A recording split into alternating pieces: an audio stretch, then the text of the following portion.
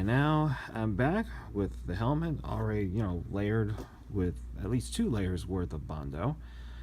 The first layer kind of cracked a little bit, but I was able to sand down some of the cracks out of it, and I had to place on a second layer, and the second layer turned out a little bit better than the first set.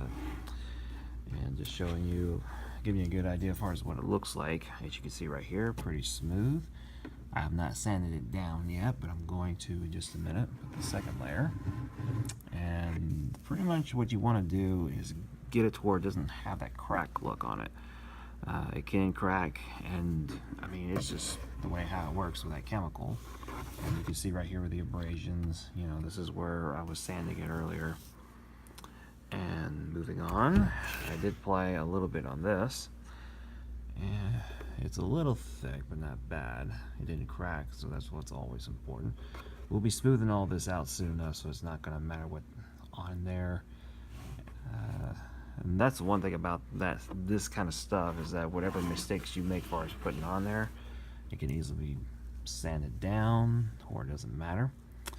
And we managed to give that pointed look on these corners right here with that Bondo, and that's definitely going to come in handy. And as you can see right here, again, the smoothness, we have to have it. Let's see here, there is one little crack right there. May end up being a problem, don't know, won't know until we sand it down a little bit. And like I said, this is the second layer, and this one definitely has a crack on it. Must have been for, when it was during the whole drying process. It is what it is, but it can be correct, it can be resolved. A little bit of sanding never hurt anything, unless it tends to give out too quickly, but in this case it shouldn't be no problem.